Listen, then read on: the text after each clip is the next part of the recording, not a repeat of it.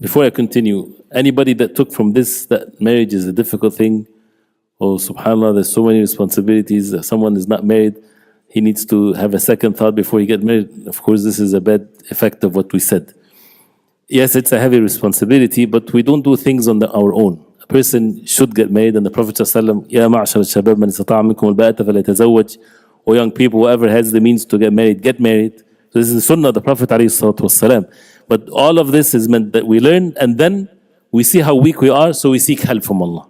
So by making dua to Allah subhanahu wa ta'ala, and that part of the marriage, what needs to be understood from both when they are getting married, that it's not about the rights or the goodness and so on only, but they preparing themselves that they will forgive one another. Because as you hear, it's a heavy responsibility. So people have to accept, and those who are already married, and the sisters, those who are present, and the husbands, without forgiving one another, life becomes a very difficult and a terrible thing. So this is an essential part of marital relationship, is that people forgive and pardon and overlook and let go and keep on working on oneself, and never to allow the shaitan to break such a beautiful relationship. So everybody should get married. And when you look at the life of the Prophet ﷺ, of course there's means and ahkam and so on. You can rarely find someone that is not married. And Umar radiallahu anhu, he used to accuse the one that is not married and he had the means, either ajz or fujur. Either he is unable or he is a wicked person committing sins. And whenever there's a woman, a widow or a divorced or something, or is not married, it's the responsibility to get her married. وَأَنْكِحُوا الْأَيَامَ مِنْكُمْ. That means get the women without husbands to get them married.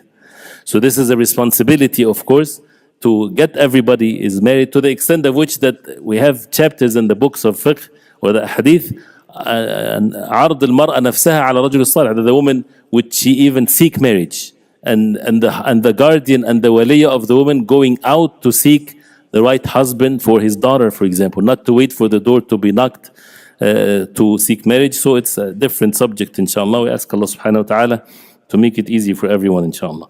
If a wife gets loud and aggressive when complaining about her husband to the husband, and he gets upset because he doesn't want her to speak in a loud voice at him, is he justified in this, or should he overlook this? See, this is the ways of very easy. She should not raise her voice over her husband. She should be patient and never do that.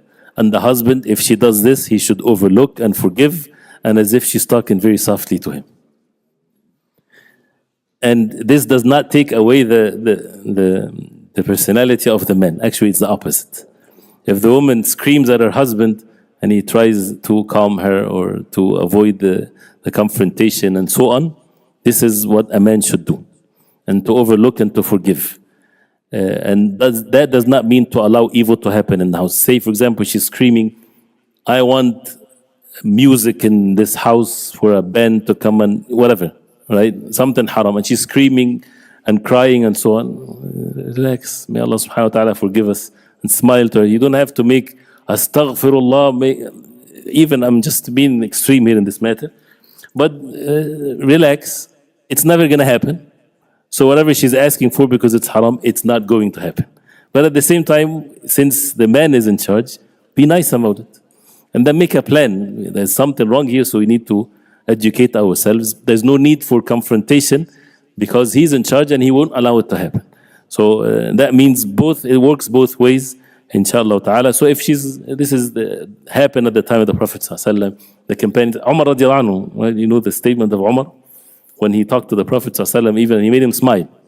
He said, we used to be in Mecca, the women, they listened to their husbands, right? When we came to Al-Madinah, we found that Al-Ansar, their women are the opposite. They raise their voice over their husbands and they listen. So our women mixed with the women of Al-Ansar, فغلبتهن, they affected them. So now our women are raising their voice over us. And this happened when the wife of Umar radiallahu anhu, she raised her voice. He told her something, so she faraja'atu. She said, no, why is this like this? So he was surprised how that happens. and that's because of their mixing with the women of Al-Ansar. So they learned that from them. So it's Umar, this is the wife of Umar radiallahu anh. So who are we? This is things to, the point is, that should never a reason to break the family.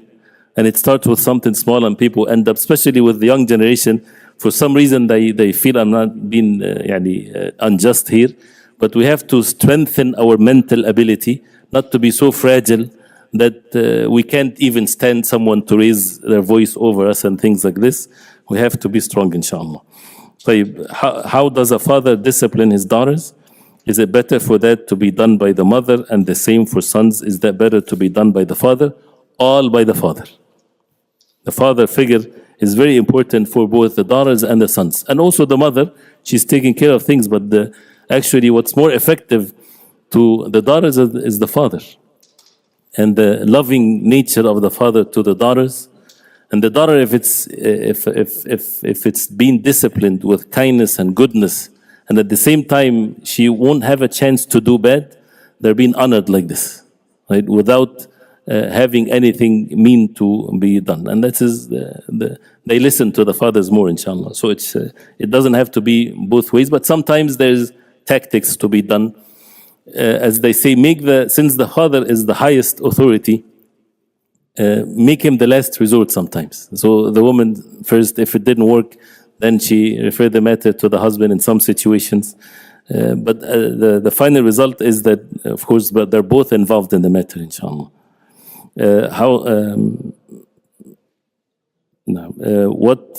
When man goes to masjid to pray, he gets 27 times more reward. What about women? When they pray at home versus when they pray in the masjid. As we heard the hadith, the man, if he goes to the masjid and he gets 27 rewards, Allah knows best if he's gonna get it or not, in sincerity, actions like this. I'm just saying that. And if a woman, she prays at home, she gets it. She gets her salah at home is the same as the man praying in the masjid, because who's the one that commanded to pray at home and it's better for her? Is the deen of Allah, the Prophet ﷺ. So as far as the rewards are concerned, it's already stated clearly in the narrations. There's no doubt about this whatsoever, especially that she makes it easy in a household that the men in the house, they go to the masjid. She does not stop them or make them delays for the salah. This is no doubt about this, no differences of opinion in this matter. And for the woman to pray at home versus to pray in the masjid, praying at home is more rewards. But if she wants to go to the masjid, that's fine, as long as everything is observed in the right way.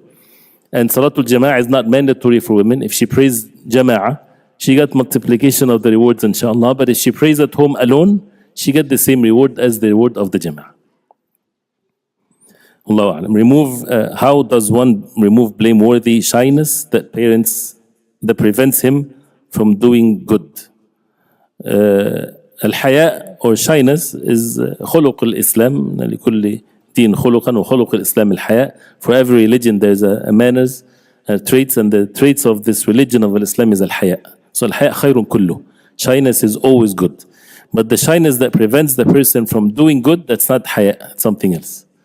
Al-haya does not prevent, or shyness does not prevent the person from doing good. But to conduct oneself in a good way. Of course, this is a general statement, so maybe with examples it becomes clear. Shyness, for example, should not prevent the person from learning the deen. And the good deed, if it fits the person, they should not be shy. And they should be shy, of course, but by fulfilling the commands of Allah. If someone, after hearing the responsibility of a husband over family, is scared to get married and have a family, what should he do if he fears he is unable to meet the wife and children's rights? He should get married, and if he's married, he should take care of his wife and his children. And again, as we said, by seeking help from Allah. It's a healthy fear, as long as it makes us aware of it and seek help from Allah and be steadfast upon the deen of Allah. It's a non-healthy fear if it makes the person lack the responsibilities, or even decide not to get married for something like this. This is not the way of the Prophet ﷺ, but rather like someone doesn't want to make salah because in salah he might lose rewards while making salah. No, a person should seek help from Allah subhanahu wa ta'ala, and what we heard should encourage us even more to get married, inshallah ta'ala. and seeking forgiveness from Allah and forgiving one another. This is such an essential part of marriage. How to have the most successful marriage. MashaAllah. May Allah subhanahu wa ta'ala make our marriages all successful. And to understand that the success marriage is to establish the deen. Establishing the deen and to be patient with one another and to make it all for the sake of Allah and not to be in competition with one another. Allah, if for men to understand the role, for women to understand the role is such an essential thing. Once this is clear, then they are completing one another, they're perfecting one another, they're not in war with one another. May Allah subhanahu wa ta'ala forgive us, inshallah. Can you explain what it means by a wife should obey her husband when he commands anything? Can you please give some specific examples to help me understand? Any place, any entity has someone in charge. So who is the one that Allah subhanahu wa ta'ala gave the responsibility that he will be asked first about the household is the man. So he's in charge, that means he is the one to be obeyed. And again, the word obeyed, as we said, the muru, awladakum, it's not, he's giving a list of commands. It goes with talk back and forth, of course. And as even some of the ulama, they said the real strong man is the one that makes his wife feels that she's in charge. Right? By most of us, does anybody sees himself as he's the one who makes commands in the house? They're the one that making commands all day and night for the house. Right? What are you going to eat today?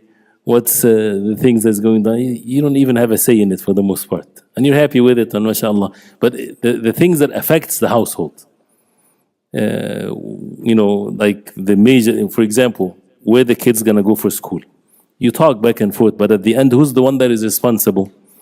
The father, with consultation with both. Right? And where, for example, they going to live, both they discuss the matter, but the one that has the final decision based on things that she might not see and things like this, of course, is the husband. With, again, consultation and goodness, but more of if there's a dispute, if there's either or, right, then the responsibility, of course, is upon the husband for the sake of Allah. Allah musta'an. Is it better women should pray at home, or if it's a 60 years old woman, go to mosque with her husband for 5 times prayer because it helps her to make her prayer perfect? Is there a reward in this? This is a bit extreme. So a woman, the best place for her is her house. And if it's saying that it helps her to make the prayer perfect, the reward that you get when exerting oneself to perfect your salah at home, this is more rewardable than coming to the masjid 5 times a day.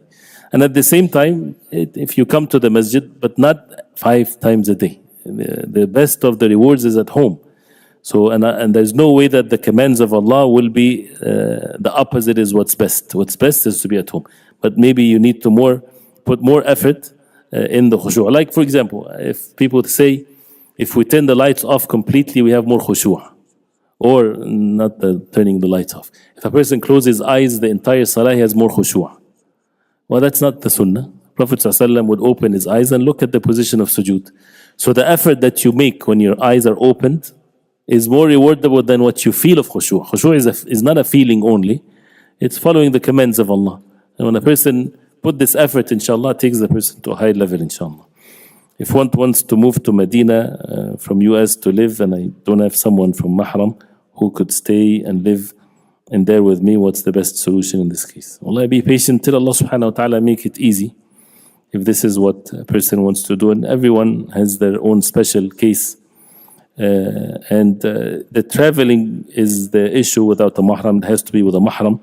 And of course, staying in a place without a mahram, even if it's in Medina, this is not the right way to do things. So take the means and think of the means. Ask someone of knowledge or wisdom, and if there's no marriage, then maybe get married. Things of that nature, and may Allah subhanahu wa ta'ala make it easy, inshallah. Does this hadith mentioned about a man going for war and his wife wanted to go for Hajj? So he sallallahu alaihi wasallam said, take her. Can we say that this is preferred for women to go for Hajj over a man for war? Or does it mean that it is good to prefer to take your wife when she needs to travel? Yes, if she needs to go to travel, this is, of course, was not mandatory upon him. If it's something obligatory upon him, of course, this the Prophet ﷺ would say for him to go. But this was the war with the Prophet ﷺ, and that particular thing was not mandatory. So that's why her Hajj versus going to war, Hajj is now a priority if he has the means, and this is part of husn mu'ashara, the goodness of living with one's wife, because he would help her to make Hajj. So if the woman did not make Hajj, and she wants to go for Hajj, of course, it's not the responsibility of the husband to pay, but if he pays, this is out of his goodness. And she is the one responsible for paying for Hajj and the mahram's Hajj. But if the mahram out of his goodness, he brings all of the money and they go, mashallah, this is what is best, and he gets rewards for it. And that is a priority, of course, even if he made Hajj, taking days off, whatever means. This is definitely a priority, as the hadith stated. Now, is it permissible to have a recitation of Surah Al-Baqarah playing on your phone or laptop to block the shaitan, or does it have to be recited by someone from the household? The hadith says reciting it. So the ulama, they say someone reciting it, not the phone or a laptop. A physical person in the house reciting Surah Al-Baqarah. It doesn't mean that having this on the phone is not a good thing. It's a good thing. But as far as the hadith and what it means, it's for the people to make the recitation of the surah in the house. I wish to know, how can a couple both go to Jannatul Firdaus, mashallah. Wallahi, this is, Allah subhanahu wa ta'ala is the most merciful. And that's why when anyone in any situation, one of which is the families, to always think about and talk about the hereafter. And to relate everything that we do to the hereafter. And with that is to make dua to Allah subhanahu wa ta'ala that the relationship does not end by the end of this life, and that they all enter the Jannah of Allah subhanahu wa ta'ala by the mercy of Allah. And it just requires patience. Life is short, and we should be always reminded of that. So if someone has been married for 10 years and they're losing patience, just wait for another 60 years, inshallah. 70 years, 80 years, or maybe before that, Allah knows. But after that, it's easy, very easy. If someone lives till they're 100 years old, they just maybe left 60 years of their life. It's something very fast. So just be patient, inshallah, everything will be okay. May Allah make it easy, inshallah.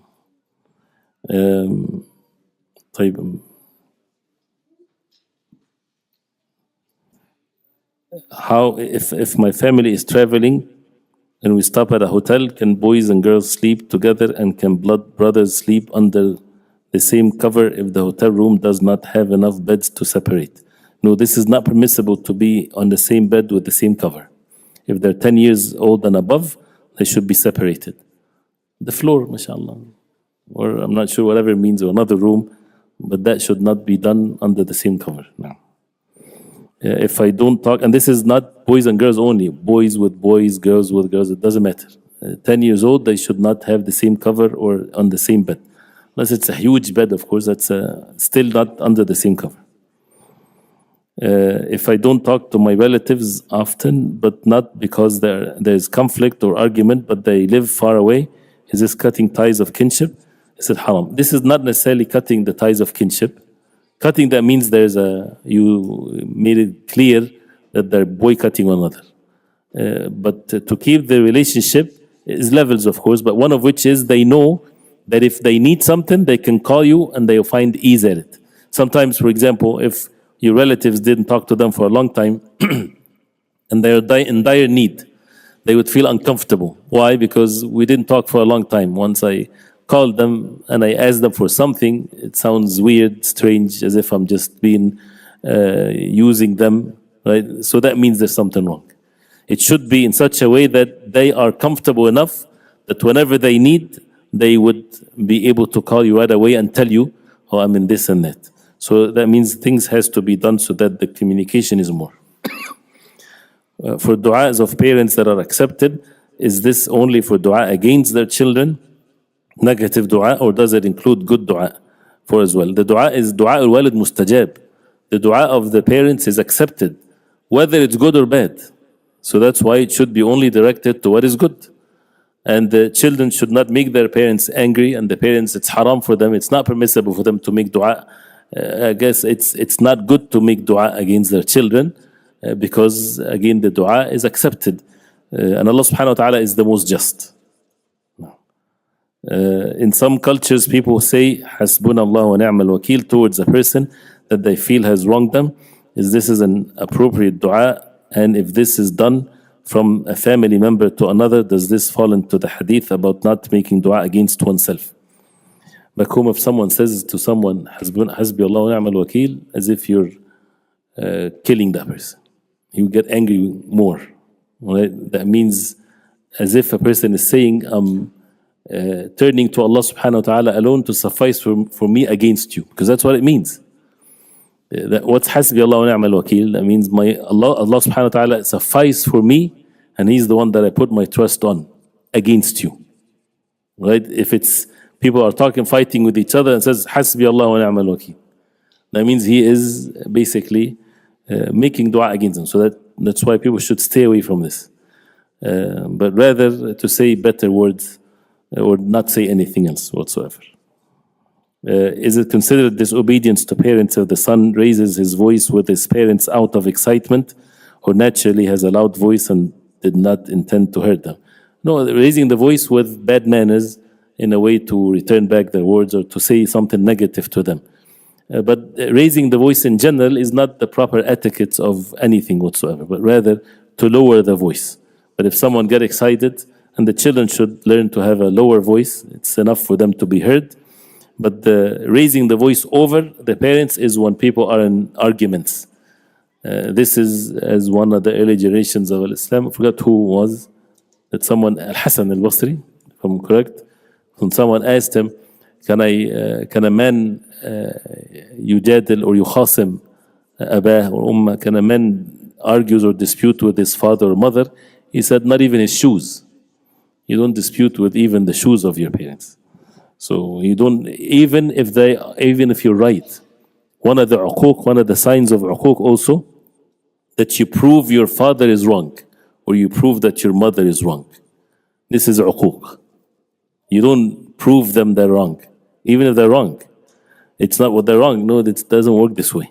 You can do it in a better way instead of being in a confrontation. How to keep a balance between being too strict or firm or being too soft. Some women complain you are too soft if you are too nice and gentle with them. As we heard the statement, to put things in its right place. The norm is that a person is soft and nice, and sometimes there are firmness in. The firmness is that no way that the evil would be allowed or something that would affect the household will be allowed in a nice way. And sometimes if it requires and it brings benefit, then the matter becomes clear. And it's very important in relationships that certain things for the other side to give up on it. For example, if the wife, she's walking with her husband outside and the hijab is showing something, for example, this is firmness. That needs to stop immediately. Not that he would scream at her. It's a mistake. But he can be, I might say something, she might get upset. It has to be stopped immediately. So with goodness, and people, again, the moment that a person gets angry or say something, people should forgive one another. But again, men in charge of the situation, and they should treat it with goodness and at the same time firmness. And it depends on the situation, of course. What's the advice for a man who's unable to get married because of financial means? Should he look for marriage or become financially stable first? The definition of financially stable or not, sometimes we have higher standards than what it's supposed to be. If someone is able to support himself, for the most part, he's able to support someone else with him. Marriage is one of the means of being rich, not the opposite. إِن يَكُونُوا فُقَرَاء يُغْنِيهِمُ اللَّهُ مِنْ فَضْلِهِ. If they're poor, Allah subhanahu wa ta'ala would enrich them from His bounty. Abdullah ibn Mas'ud radiallahu anhu said, how can a man hears this verse and doesn't get married? So when people are poor and they're not married because they're poor, no, it's the opposite. If you want to be rich, get married. But with the condition that a person is righteous and he's not going to ruin his dependencies, so he has to have a roof. If he doesn't have a place to live in, he's not going to have his wife living with her parents and he's homeless, for example. It doesn't work this way. So you have to have the basic necessities of life to take care of the woman. She is dependent on him. So a place where to live, the basic requirement. And if she's poor like him also, so the matter becomes easy, inshallah ta'ala, as long as the necessary matters are observed, inshallah. May Allah make it easy, inshallah. And the extravagance of, when people expect for a person to get married, he has to be in a certain level before he gets married. All of that is against the Sunnah of the Prophet. Allah musta'an.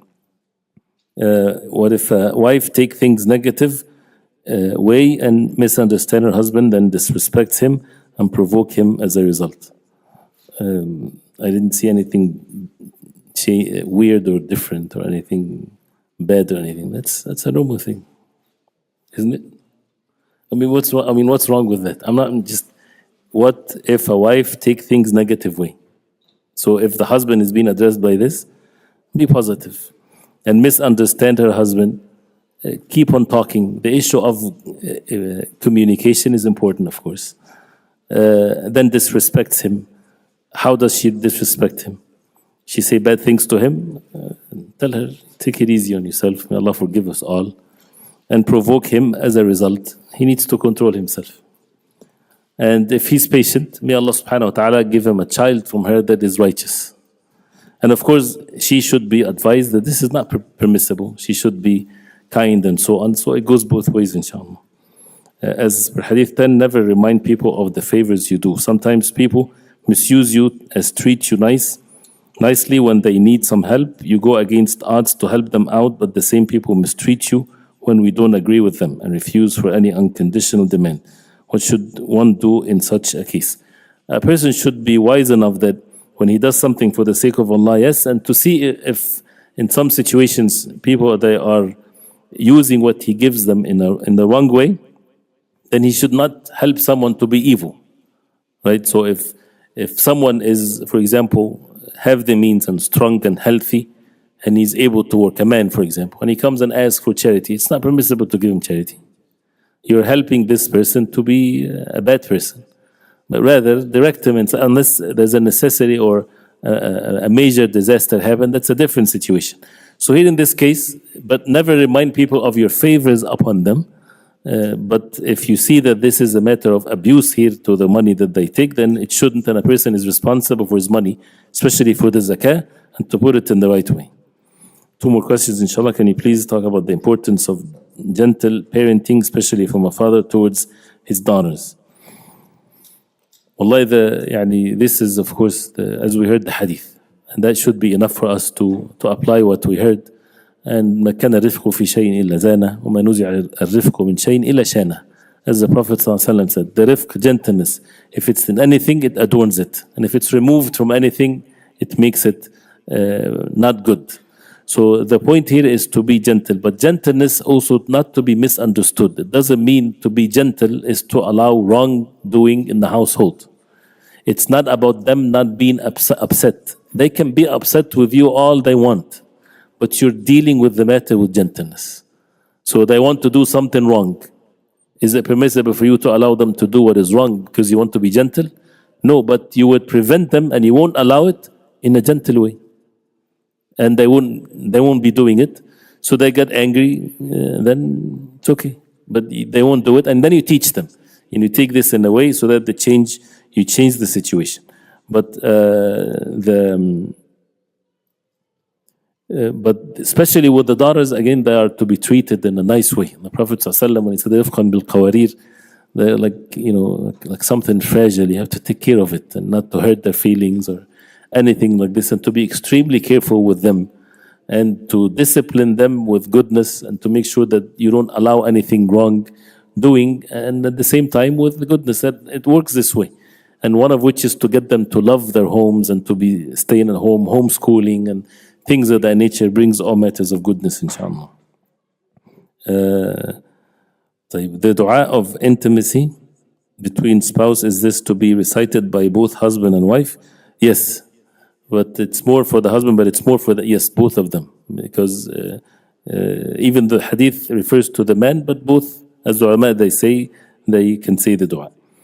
Just a reminder about the Aqidah intensive starting Thursday for the people. Now, there's a next weekend, inshallah, We have the Aqidah intensive class, inshallah.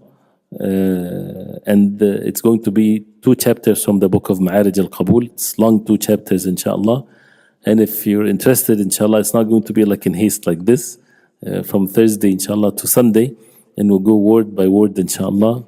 And it's 2 chapters that talks about the shirk and the ubudiyya, the uluhiyya, matters of belief.